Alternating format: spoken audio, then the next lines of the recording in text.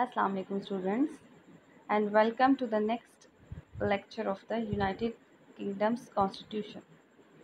Yesterday we had started to study the salient features of United Kingdom Constitution, and we had gone through from few features of that constitution, and today we will start over again from the same topic. So let's start the video. In our previous lectures we had seen the salient features जो कि थे unwritten constitution, flexible in nature, unitary, bicameralism rule, कुछ features थे जिनको हमने thoroughly study किया था और बाकी फीचर्स को हम आज स्टडी करेंगे। तो आज का हमारा topic again salient features of United kingdoms constitution है और ये इस कॉन्स्टिट्यूशन का पार्ट 2 है, यानी वो फीचर्स जो कल हमारे रह गए थे आज हम उनको स्टडी करेंगे। Ninth feature of United kingdom constitution is difference between theory and practice, नज़रिया और अमल में फ़र्क।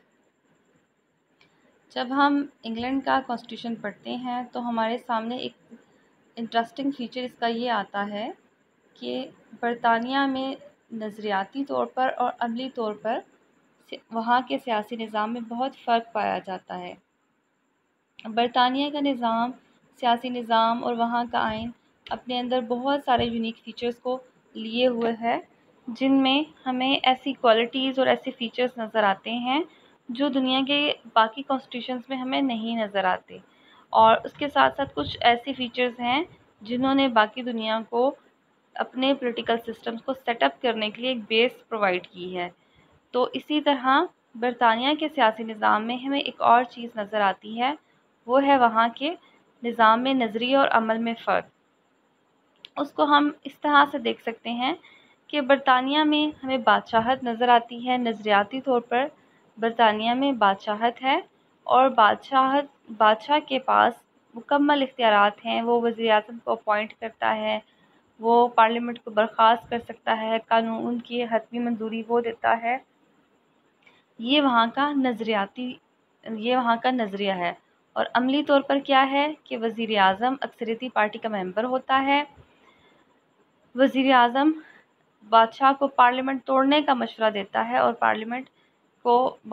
वज़ीर-ए-आज़म के मशवरे पर बादशाह को पार्लियामेंट को तोड़ना पड़ता है। इसी तरह पार्लियामेंट जो भी कवानीन मंजूर करती है उनका लास्ट अप्रूवल या उनकी हतमी मंजूरी तो बादशाह देता है, लेकिन अगर वो कानून बादशाह की मौत से रिलेटेड हो तो उसके ऊपर भी बादशाह को दस्तखत करने पड़ते हैं। तो बादशाह की हैसियत सिर्फ एक रबर स्टैम्प की है, जिसको आखिर में सिर्फ एक फाइनल अप्रूवल देना पड़ता है एक। और अमली तौर पर हमें वहाँ पर असल इख्तियारात की मालिक पार्लियामेंट नज़र आती है, जिसमें से वज़ीर-ए-आज़म और काबीना निकल कर आते हैं जो हकीकी तौर पर इन इख्तियारात का इस्तेमाल करते हैं। तो इस तरह वहाँ पर अमली तौर पर निज़ाम काफ़ी मुख्तलिफ है और नज़रियाती तौर पर काफ़ी मुख्तलिफ है। इसी तरह बरतानिया में नज़रियाती तौर पर हम देखें तो बरतानिया एक बादशाहत का निज़ाम बरतानिया में नज़र आता है। लेकिन अगर हम वहाँ के सियासी निज़ाम को स्टडी करें तो हमें अमली तौर पर वहाँ पर जमहूरियत नज़र आती है, जहाँ पर अवामी इदारे और जमहूरी इदारों को बहुत अहमियत हासिल है और बादशाहत का निज़ाम होने के बावजूद अमली तौर पर वहाँ पर लोगों के हकूक़ का मुकम्मल तहफ़्फ़ुज़ किया हुआ है। इसी तरह नज़रियाती तौर पर बरतानिया एक रिवायती मुल्क नज़र आता है जिससे रिवायात ने जकड़ा हुआ है, लेकिन अमली तौर पर वहाँ पर हमें अवामी नुमाइंदों का अमल दखल नज़र आता है। और इसी तरह बादशाह की मिसाल भी है कि बादशाह की जो ज़ात है नज़रियाती तौर पर हमें वो ऑल इन ऑल नज़र आती है, लेकिन बादशाह के पास अमली तौर पर इख्तियारात ना होने के बराबर हैं। 1707 वो लास्ट ईयर था जिसमें बादशाह ने हक़ इस्तरदाद यानी वीटो का हक़ इस्तेमाल किया था, यानी किसी कानून को रद्द किया था। उसके बाद बादशाह ने कभी किसी कानून को रद्द नहीं किया। बादशाह के नाम से जितनी अपॉइंटमेंट्स होती हैं सरकारी इदारों पर तकर्रियाँ होती हैं वो सब की सब वज़ीर-ए-आज़म की सिफारिश पर की जाती हैं और बादशाह उन सिफारिशात के ऊपर अमल करने का पाबंद होता है। वो अपनी मर्ज़ी से किसी किस्म के तकर्रियाँ नहीं कर सकता। बादशाह की जो तौसीकी दस्तखत होते हैं उनकी हैसियत महज़ एक रस्मी होती है और आइनी लिहाज से जो सूरत हाल हमें नज़र आती है जो 1215 में स्टार्ट हुई थी, जिसमें बादशाह ने कुछ इख्तियारात कम कर दिए थे और अमली तौर पर बादशाहत का निज़ाम था, अभी भी वही सूरत हाल नज़र आती है। लेकिन अमली तौर पर अगर हम देखें तो मुतलिकुल अन्नान बादशाहत की जगह अब आइनी बादशाहत, जिसे क्राउन रिपब्लिक कहते हैं, उसने ले ली है। आइनी बादशाहत का मतलब ये होता है कि आइनी लिहाज से बादशाह को वही रिस्पेक्ट और वही मुकाम, वही इज़्ज़त हासिल होती है, लेकिन अमली तौर पर इख्तियारात का इस्तेमाल अवामी नुमाइंदे करते हैं। नेक्स्ट फीचर जो बरतानिया की कॉन्स्टिट्यूशन में हमें नज़र आता है वो है दो जमाती निज़ाम या टू पार्टी सिस्टम।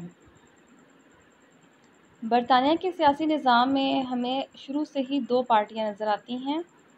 जो स्टार्ट में कुछ लोग थे जो बादशाहत के पुरानी रिवायात के हामी थे उनको, और वो बादशाह के दरबारियों पर ज़्यादातर उन अफराद पर मुश्तमिल थी और इनको और उनके हम ख्याल अफराद के ग्रोह को टोरी कहा जाने लगा। टोरी बेसिकली एक मेंढक की किस्म भी होती है और इस टोरी एक खुशामद पसंद, इससे मुराद एक ऐसा ग्रुप है जो खुशामद पसंद होता है। और इसके दूसरी तरफ एक ऐसा ग्रोह था जो बादशाहत का हामी नहीं था, बल्कि वो चाहता था कि बादशाहत को आइनी हैसियत हासिल हो, बादशाह के इख्तियारात को कम से कम किया जाए और अवामी नुमाइंदों के पास इख्तियारात ज़्यादा हों, अवाम के ऊपर बेजा टैक्सेस ना लगाए जाएँ, जमहूरियत का अमल दखल हो। और इस तरह के अफराद जो थे जिनका ताल्लुक़ आम आवाम से था और उनके हम ख्याल अफराद को विग कहा जाने लगा, WHIG विग। और विग इंग्लिश में कहते हैं खट्टी लस्सी को। इसका मतलब ये होगा कि वो अफराद जो बागी नज़रियात के हामिल थे। इस तरह टोरी बाद में कंजर्वेटिव पार्टी बन गई और विग बाद में जो थी वो लिबरल पार्टी बन गई। और बरतानिया में फिर यही वहाँ का एक जो पॉलिटिकल कल्चर था वो इन्हीं दो पार्टीज़ के ऊपर बेस करता रहा और 19th सेंचुरी तक हमें टू पार्टी सिस्टम नज़र आता है, जिसमें लिबरल और कंजर्वेटिव पार्टीज़ ही बारी बारी इंतखाबात जीतती रही हैं। 19th सेंचुरी में एक नई पार्टी आई जिसका नाम लेबर पार्टी था और देखते ही देखते ये पार्टी जो पब्लिक थी उसके अंदर बहुत ज़्यादा पॉपुलैरिटी हासिल कर गई। लेबर पार्टी और लिबरल पार्टी के ख़यालात, मंशूर और रुझानात बिल्कुल एक जैसे थे। इस तरह से ये जो लेबर पार्टी थी वो पस मंज़र में चली गई और उसकी जगह आहिस्ता आहिस्ता उसकी जगह लिबरल पार्टी ने ले ली। और इसी तरह बरतानिया के सियासी निज़ाम में ऐसा नहीं है कि आइनी तौर पर वहाँ पर कोई पाबंदी है कि दो पार्टियाँ ही होंगी, लेकिन वहाँ के जो एक पॉलिटिकल कल्चर हमें नज़र आता है, एक सियासी कल्चर नज़र आता है, उसके अंदर हमें सिर्फ दो सियासी जमातें नज़र आती हैं। वहाँ पर और जमातों की गुंजाइश मौजूद है और बाकी जमातें कायम भी हैं। और 1980s में हमें एक पार्टी नज़र आई जिसका नाम सोशल डेमोक्रेटिक पार्टी था। इसी तरह जो लिबरल पार्टी थी इसने भी इंतखाबात में हिस्सा लिया बाद में और कुछ नशिस्तें हासिल करने में कामयाब भी हुई। लेकिन अगर हम वहाँ के सियासी निज़ाम का मुताला करें तो एक ब्रॉडर सेंस में हम ये देख सकते हैं कि मेजॉरिटी हमेशा दो पार्टीज़ को हासिल रही है और लोगों ने हमेशा वहाँ के जो कल्चर है उसके मुताबिक लोगों ने हमेशा दो पार्टीज़ को ही प्रेफर किया है और टू पार्टी सिस्टम को ही पसंद भी किया है। तो इस तरह बरतानिया के सियासी निज़ाम में हमें टू पार्टी सिस्टम नज़र आता है जहाँ पर और पार्टियों की गुंजाइश है और पार्टियाँ मौजूद भी हैं, लेकिन कोई पार्टी ज़्यादा वाज़ेह अक्सरियत हासिल नहीं कर सकती और हमें जो ओवरऑल वहाँ का निज़ाम है वो टू पार्टी सिस्टम बेस्ड ही नज़र आता है। उसके बाद बरतानिया के जो निज़ाम है वहाँ पर हमें एक और चीज़ नज़र आती है, वो बुनियादी हकूक़, बेसिक राइट्स या फंडामेंटल राइट्स हैं। बरतानिया के तमाम शहरियों को बग़ैर किसी फ़र्क के शहरी सियासी आज़ादियाँ हासिल हैं और उन आज़ादियों का मेयार बहुत बुलंद है। दुनिया के जितने भी दसातीर हैं, कॉन्स्टिट्यूशन हैं, वहाँ पर बुनियादी हकूक़ लाज़मी तौर पर शामिल किए जाते हैं। इन बुनियादी हकूक़ को हुकूमत का कोई ताकतवर से ताकतवर तरीन फ़र्द भी नहीं छीन सकता, और अगर इनको कोई भी ख़तरा हो तो जो अवाम हैं वो अदलिया से रुजू करते हैं, और अदलिया ख़ुद भी हरकत में आ जाती है। अवाम के हकूक़ को नहीं दबाया जा सकता। लेकिन यहाँ पर एक इंटरेस्टिंग सिचुएशन ये है कि दुनिया के जितने भी आइन हैं, उन्होंने अपने आइन में बुनियादी हकूक़ को जन्म दिया है, उनको जगह दी है। लेकिन बरतानिया एक वाहिद ऐसा दस्तूर है जिसमें हमें ये नज़र आता है कि बुनियादी हकूक़ ने आइन को जन्म दिया। यानी आइन हमें लिखी हुई फॉर्म में जो पहली चीज़ रिटन हमें नज़र आती है बरतानिया के आइन में, रिटन डॉक्यूमेंट 1215 का मैग्ना कार्टा है, जिसमें बादशाह ने अपनी ज़ात के ऊपर बाज़ पाबंदियों को कबूल करते हुए अवाम को हकूक़ दिए। इसी तरह पेटिशन ऑफ राइट्स 1689, 1688, 1689, इनके अंदर भी अवाम को बुनियादी आज़ादियाँ दी गईं, उनके हकूक़ का तहफ़्फ़ुज़ किया गया, और वो लॉज़, वो हेबस कॉर्पस एक्ट्स जो 19th सेंचुरी में और 20th सेंचुरी में बाकी दुनिया में इंट्रोड्यूस करवाए गए, वो बरतानिया ने 16th सेंचुरी में प्रैक्टिस करना शुरू कर दिए कि किसी शख्स को बग़ैर वजह बताए गिरफ़्तार नहीं किया जाएगा, मुल्ज़िम को सफाई का मौका दिया जाएगा, उसके ऊपर जब तक इल्ज़ाम साबित नहीं होता उसको मुजरिम करार नहीं दिया जाएगा, किसी शख्स के ऊपर जब तक जुर्म साबित ना हो जाए उसको सज़ा नहीं दी जा सकती। ये सब कवानीन बरतानिया ने 16th सेंचुरी में प्रैक्टिस करना शुरू किए थे। तो इस लिहाज से हम इसको दुनिया के एक ऐसी स्टेट भी कह सकते हैं, कदीम तरीन स्टेट भी कह सकते हैं, जहाँ सबसे पहले बुनियादी हकूक़ को नाफिज किया गया, और हमें जदीद जमहूरी रियासतों में सबसे पहले बुनियादी हकूक़ बरतानिया के निज़ाम में ही नज़र आते हैं। और उसके बाद इसका जो है नेक्स्ट इसका पॉइंट है वो ये है कि बरतानिया के अंदर रूल ऑफ लॉ या कानून की हाकमियत कायम है। रूल ऑफ लॉ का एक बहुत ब्रॉडर मीनिंग होता है। इसका सिर्फ ये मतलब नहीं होता कि कानून सबसे बालातर है। इसका मतलब ये होता है कि कानून गरीब और अमीर के लिए एक जैसा है। जिन ममालिक के अंदर सियासी जो अदम इस्तेहकाम का शिकार हैं या सियासी लिहाज से उनके कल्चर ज़्यादा पुख्ता नहीं है, वहाँ पर हम देखते हैं कि इवन इंक्लूडिंग पाकिस्तान, वहाँ का अगर हम कल्चर का, सियासी कल्चर को स्टडी करें तो हमें ये पता चलता है कि कानून एक वो है जो हुकूमत बनाती है आम पब्लिक के लिए, और एक वो कानून है जो ख़ास लोगों के लिए होता है, और किसी भी कानून को तोड़ने पर किसी आम शख्स को सज़ा दी जाती है, और उसके लिए कानून और होता है। जबकि जो रिसोर्सफुल पर्सन है, जिसके पास इख्तियारात हैं, उसके पास जो इख्तियारात हैं उसके जो ऊपर कानून किसी और तरह से इम्प्लीमेंट होता है। और ये कानून की हाकमियत हमें बहुत कम ममालिक में नज़र आती है, और ख़ास तौर पर एशियन कंट्रीज़ में। लेकिन अगर हम यूरोपियन कंट्रीज़ में देखें तो सबसे पहले इसकी इब्तिदा बरतानिया में ही हुई, और बरतानिया में कानून की हाकमियत को बहुत ज़्यादा इम्पोर्टेंस हासिल है। वहाँ पर सबसे बड़ा जो इदारा सुप्रीमेसी ऑफ लॉ कायम है, और कानून की नज़र में रंग, नस्ल, मज़हब की गिरफ्त से आज़ाद होकर सब लोग एक जैसे हैं, और जो कानूनी ढांचा आम लोगों के लिए है वही वहाँ पर तमाम लोगों के लिए यकसा तौर पर है। इवन जैसे कि यूरोप में फ़्रांस है जो कि बरतानिया का हमसाया मुल्क है, वहाँ पर इंतज़ामी कानून अलग है और आम शहरियों के लिए अलग है। यानी जो सरकारी अफसरान हैं उनके ऊपर अलग कानून लागू होता है। लेकिन बरतानिया में ऐसा नहीं है, वहाँ पर सरकारी और गैर सरकारी लोगों में किसी किस्म का कोई फ़र्क नहीं रखा जाता। और कानून की हाकमियत में वही हैबस कॉर्पस एक्ट्स के भी कुछ आते हैं पॉइंट्स के, किसी फ़र्द को बग़ैर मुकदमा चलाए सज़ा नहीं दी जा सकती, यानी गिरफ़्तार करते ही किसी शख्स को सज़ा नहीं दी जा सकती जब तक कि उसके ऊपर मुकदमा ना चलाया जाए, और मुकदमा चला के उसके ऊपर जुर्म जब तक उसके ऊपर साबित ना हो जाए। और अगर कानून की हाकमियत को सही तरीके से देखा जाए तो वहाँ पर आज़ाद अदलिया भी इसमें एक अहम किरदार अदा करती है, और आवाम का बाशऊर होना कानून की हाकमियत को ज़्यादा सिक्योर करता है। उसके बाद बरतानिया के आइन के अंदर हमें एक और चीज़ जो नज़र आती है वो है कि बरतानिया के लोग क़दामत पसंद हैं। क़दामत पसंद कंज़र्वेटिव माइंडेड लोगों को कहते हैं, जो पुरानी चीज़ों से, पुरानी रिवायात से, अपने पुराने रस्म व रिवाज से मोहब्बत करते हैं, और उनके अंदर रेवोल्यूशनरी ख़यालात इनकलाबात अगर पाए भी जाएं तब भी वो अपनी पुरानी चीज़ों को साथ लेकर चलते हैं। जिस तरह के जमहूरियत एक नया कॉन्सेप्ट था मगरिब के लिए भी, यूरोप के लिए भी, आज से 200 साल पहले, 250 साल पहले।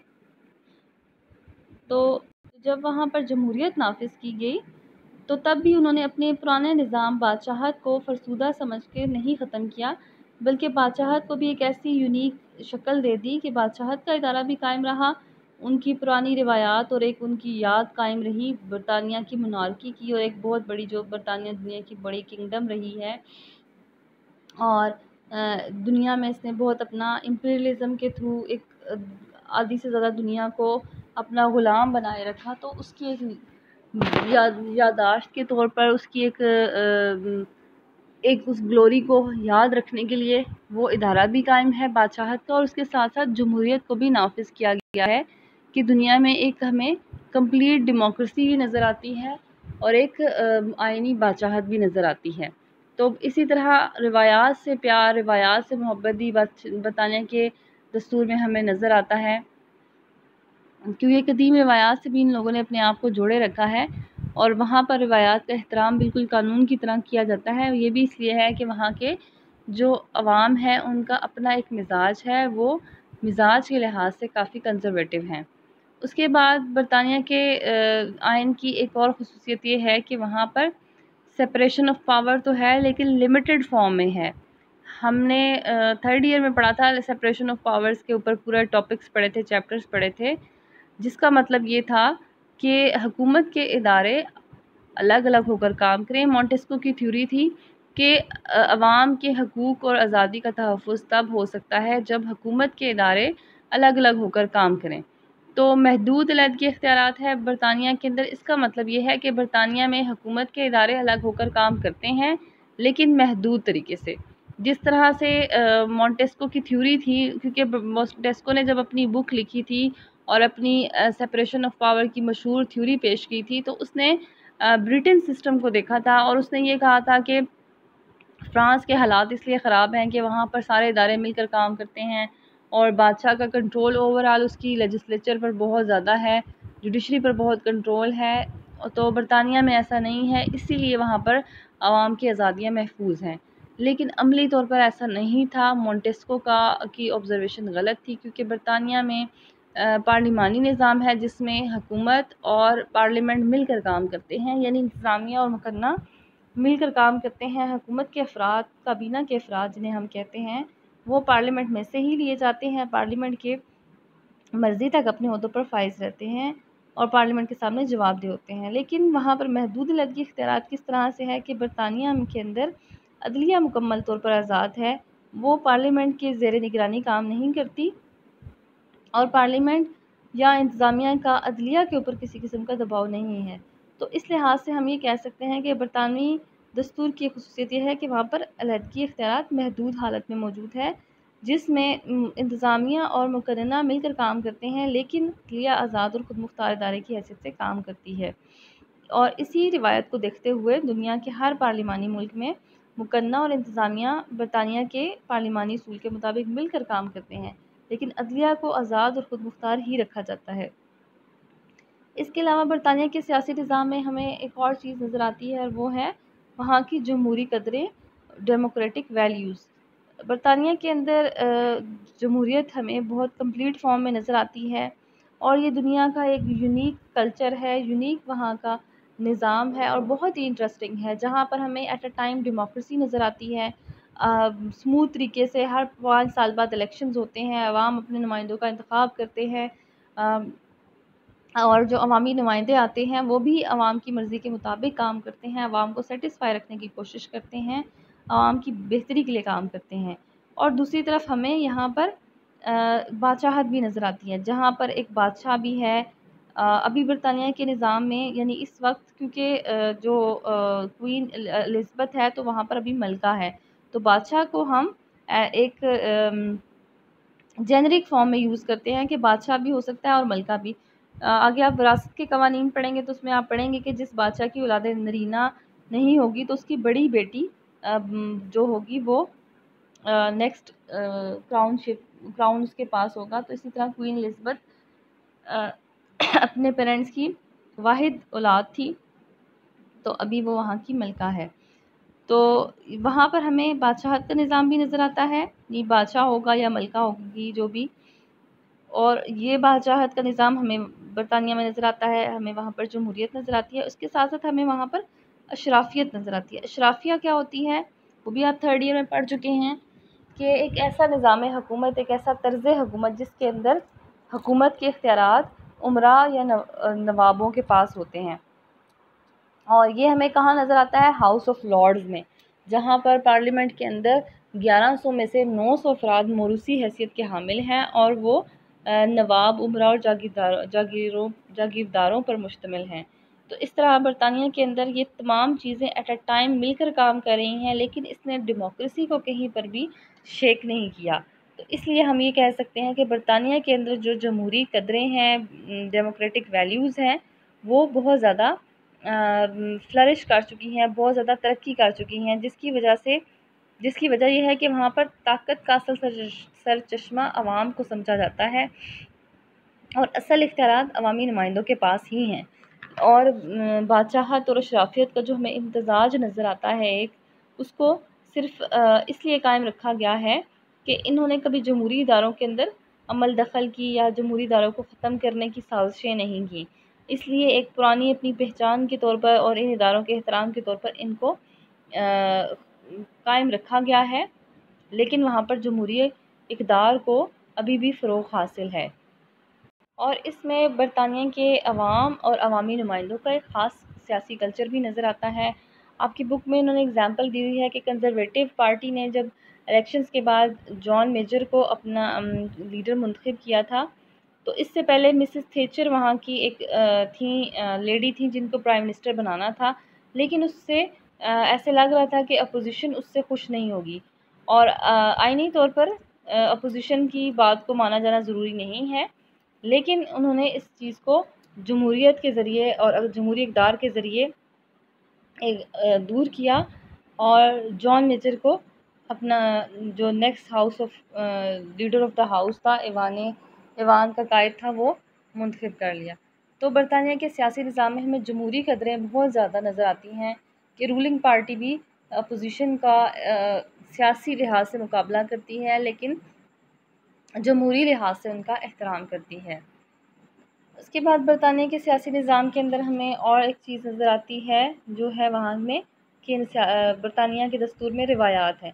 रिवायात आप ऑलरेडी बहुत डिटेल में पढ़ चुके हैं कि रिवायात वहाँ की वो कन्वेंशंस हैं, वो रस्म व रिवाज हैं जिनका लोग अवाम दिल से जिनको प्यार करते हैं और जिनका एहतराम करते हैं, जिनके पीछे हुकूमत की ताकत नहीं है, लेकिन इनकी अफादियत की वजह से और अवामी लगाव की वजह से इनका एहतराम किया जाता है। तो बरतानिया के सियासी निज़ाम में हमें बहुत सी रिवायात नज़र आती हैं जो कि उसका एक हिस्सा हैं, और इन रिवायात के बगैर वहाँ का आइन बिल्कुल हमें बेजान नज़र आता है।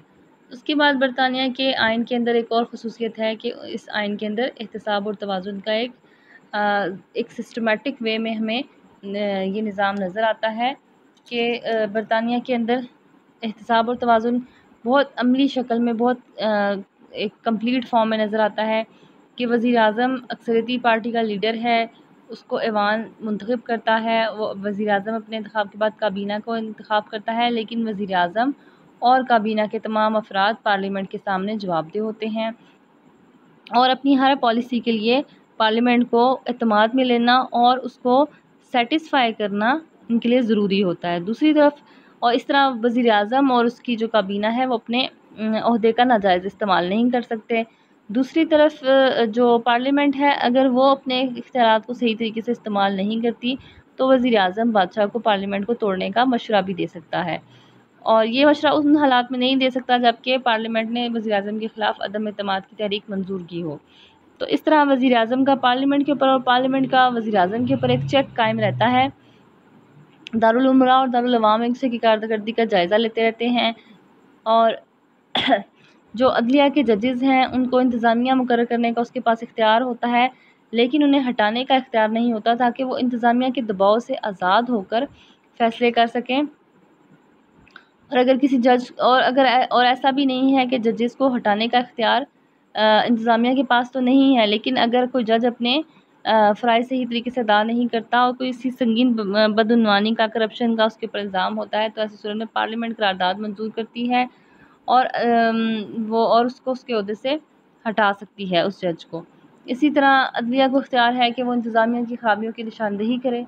इस तरह हम देखते हैं कि मुकन्ना, इंतज़ामिया और अदलिया तीनों एक दूसरे के ऊपर एक चेक एंड बैलेंस रखते हैं ताकि कोई भी इदारा अपने हदूद से तजावुज़ ना कर सके और आवाम के जो हकूक़ हैं वो सिक्योर रहें। उसके अलावा बरतानिया के दस्तूर में हमें एक और चीज़ नज़र आती है, वो है रेफ़रेंडम। ये रेफ़रेंडम बरतानिया के दस्तूर में एक नई चीज़ है जिसको इंट्रोड्यूस करवाया गया है और ये 1975 में रेफ़रेंडम करवाया गया था। रेफ़रेंडम बेसिकली ये होता है कि आवाम से किसी कौमी मसले के ऊपर बराह रास्त उनकी राय ली जाए और आवाम हाँ या एक क्वेश्चनेयर होता है जिसमें हाँ या ना की सूरत में अपना जवाब देते हैं और फिर आवाम की जो मेजॉरिटी जो फ़ैसला करती है उसके ऊपर अमल किया जाता है। इसको रेफ़रेंडम कहते हैं और ये रेफ़रेंडम 1975 में इंग्लैंड में करवाया गया था, जबकि बरतानिया को यूरोपियन कॉमन मार्केट थी उसके अंदर उसे दाखिल किया जाए या ना किया जाए। तो इसी तरह स्कॉटलैंड को दाखिली खुदमुख्तारी के लिए देने के लिए भी रेफ़रेंडम करवाया गया था। तो इस तरह बरतानिया के निज़ाम में हमें एक नई रिवायत रेफ़रेंडम की सूरत में भी नज़र आती है। इसके अलावा बरतानिया के अंदर हमें एक यूनिक फ़ीचर नज़र आता है कि वहाँ पर बादशाहत, शराफ़ियत और जमहूरियत का एक इम्तिज़ाज है। दुनिया में जहाँ पर बादशाहतें दम तोड़ रही हैं और बादशाहत के निज़ाम को कहीं पर भी पसंद नहीं किया जाता, वहाँ पर बरतानिया का बादशाह और इवन जो बनने वाले बादशाह हैं, प्रिंस हैं, उनको उनकी फ़ैमिलीज़ को बहुत ज़्यादा रिस्पेक्ट किया जाता है, वैल्यू किया जाता है और अवामी सतह पर बहुत ज़्यादा पसंदीदगी नज़र आती है और इसकी रीज़न ये है कि अवाम उनको बहुत ज़्यादा पसंद करते हैं और इस तरह दारुल उमरा का इदारा भी ख़त्म होता हुआ हमें नज़र नहीं आता। तो बरतानिया का निज़ाम हमें बादशाहत, जमहूरियत और अशराफियत का एक इम्तिज़ाज नज़र आता है। इसी तरह बरतानिया जब से यूरोपियन यूनियन का एक हिस्सा बना, तब बरतानिया के अंदर जो यूनियन के कवानीन और आइन थे, वो भी इसका एक हिस्सा बन चुके हैं क्योंकि यूरोपियन यूनियन का एक रूल था कि जो भी इस यूनियन के अंदर शामिल होंगे ममालिक, उनके ऊपर यूरोपियन यूनियन के कवानीन लागू होंगे। तो बरतानिया के अंदर भी इस वजह से वो तमाम कानून भी इसके अंदर शामिल हैं और ये बरतानवी निज़ाम का, सियासी निज़ाम का एक हिस्सा थे। लेकिन अब बरतानिया यूरोपियन यूनियन से अलग हो चुका है, तो ये यूरोपियन यूनियन के कवानीन और जो आइन है वो इसके सियासी निज़ाम का या आइन की ख़ुसूसियात के अंदर अब शामिल नहीं हैं।